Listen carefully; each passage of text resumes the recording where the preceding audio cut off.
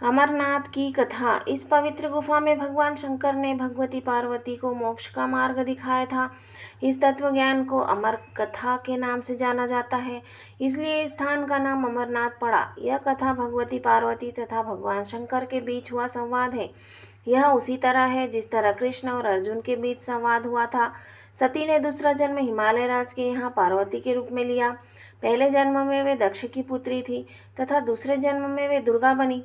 एक बार पार्वती जी से शंकर जी ने पूछा, मुझे इस बात का बड़ा आश्चर्य है कि आपके गले में नर मुंड माला क्यों है। भगवान शंकर ने बताया, पार्वती, जितनी बार तुम्हारा जन्म हुआ है उतने ही मुंड मैंने धारण किए हैं। पार्वती बोली, मेरा शरीर नाशवान है, मृत्यु को प्राप्त होता है, परंतु आप अमर हैं। इसका कारण बताने का कष्ट करें, मैं भी अजर अमर होना चाहती हूँ। भगवान शंकर ने कहा, यह सब अमर कथा के कारण है। यह सुनकर पार्वती जी ने शिव जी से कथा सुनाने का आग्रह किया।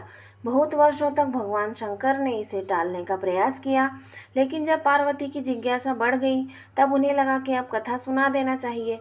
अब सवाल यह था कि अमर कथा सुनाते वक्त कोई अन्य जीव इस कथा को न सुने। इसलिए भगवान शंकर 5 तत्वों पृथ्वी, जल, वायु, आकाश और अग्नि का परित्याग करके इन पर्वतमालाओं में पहुंच गए और अमरनाथ गुफा में भगवती पार्वती जी को अमर कथा सुनाने लगे। अमरनाथ गुफा की ओर जाते हुए वे सर्वप्रथम पहलगाम पहुंचे, जहां उन्होंने अपने नंदी का परित्याग किया। तत्पश्चात चंदनवाड़ी में उन्होंने अपनी जटा से चंद्रमा को मुक्त किया। शेषनाग नामक झील पर पहुंचकर उन्होंने अपने गले से सर्पों को भी उतार दिया। प्रिय पुत्र श्री गणेश जी को भी उन्होंने महागणुष पर्वत पर छोड़ देने का निश्चय किया।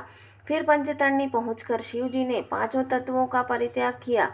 सब कुछ छोड़कर अंत में भगवान शिव ने इस अमरनाथ गुफा में प्रवेश किया और पार्वती जी को अमर कथा सुनाने लगे। जब भगवान शंकर इस अमृत ज्ञान को भगवती पार्वती को सुना रहे थे तो वहाँ एक शुक का बच्चा भी यह ज्ञान सुन रहा था। पार्वती कथा सुनने के बीच बीच में हुंकारा भरती थी। पार्वती जी को कथा सुनते सुनते नींद आ गई और उनकी जगह पर वहां बैठे एक शुक ने हुंकारी भरना प्रारंभ कर दिया। जब भगवान शिव को यह बात ज्ञात हुई तब वे शुक को मारने के लिए दौड़े और उसके पीछे अपना त्रिशूल छोड़ा। शुक जान बचाने के लिए तीनों लोकों में भागता रहा। भागते भागते वह व्यास जी के आश्रम में आया और सूक्ष्म रूप बनाकर उनकी पत्नी वटिका के मुख में घुस गया। वह उनके गर्भ में रह गया। ऐसा कहा जाता है कि ये 12 वर्ष तक गर्भ के बाहर ही नहीं निकले। जब भगवान श्री कृष्ण ने स्वयं आकर इन्हें आश्वासन दिया कि बाहर निकलने पर तुम्हारे ऊपर माया का प्रभाव नहीं पड़ेगा, तभी ये गर्भ से बाहर निकले और व्यास जी के पुत्र कहलाए।